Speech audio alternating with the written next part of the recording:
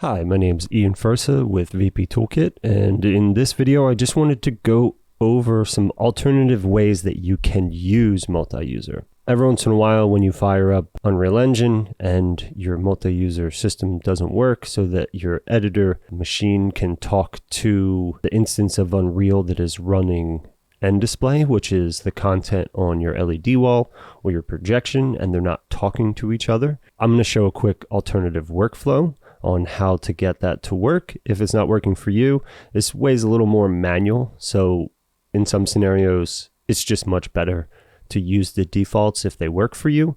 But instead of getting stuck and not having any options, I figured I'd make this video to show you some other ways to do it.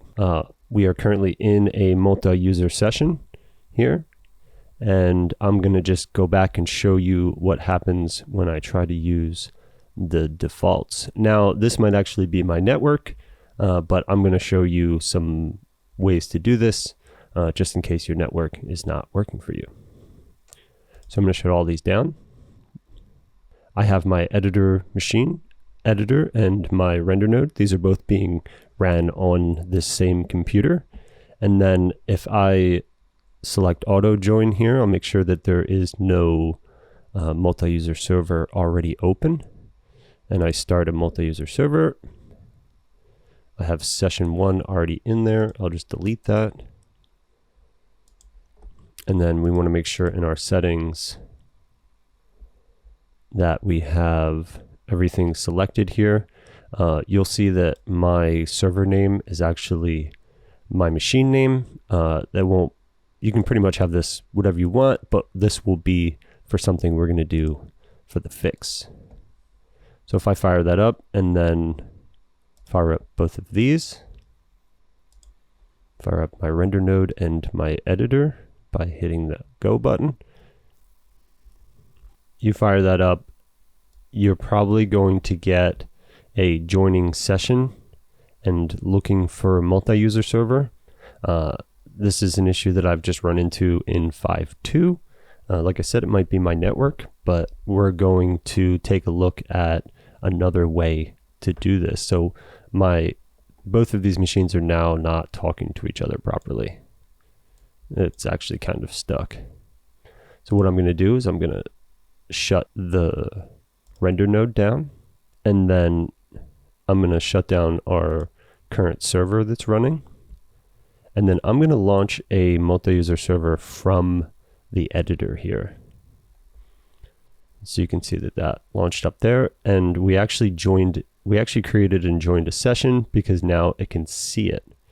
But if we look at what that did, we get out of this session, it created a server, and the server name is actually the name of your computer. When a multi-user server gets created, it has a server name. When you go into your switchboard, you want to make sure that whatever your server name is, this will auto-generate when you use the defaults. So this will say something like VP Toolkit Studio Plugin _MU server.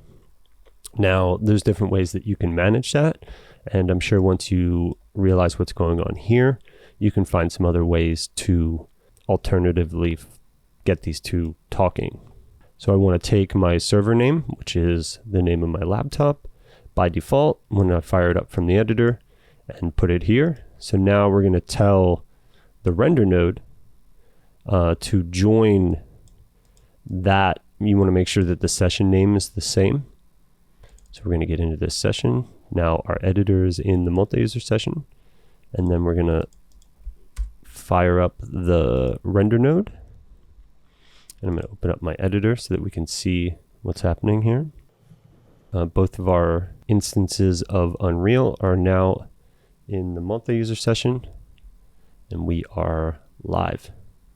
So another thing that you might want to take a look at is in settings. If your network, if it still is not connecting, you might want to put your IP address in here. I can just put local because right now I'm just running all of this local. But what that will do is that will actually create a unicast endpoint and a static endpoint that tells all of your instances of Unreal Engine where your multi-user server is. if I just close that, and then if I bring down my editor and then bring it back up,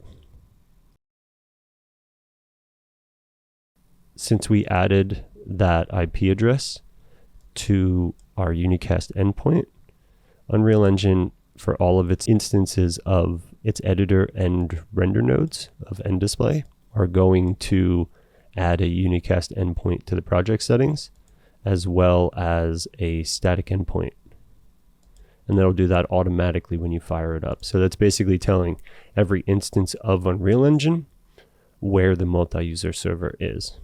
Now, if you're using some other static endpoints and or need the unicast endpoint for some other workflows, this starts to become tricky, and you might want to look at what is causing this on your network instead of using an alternative like this.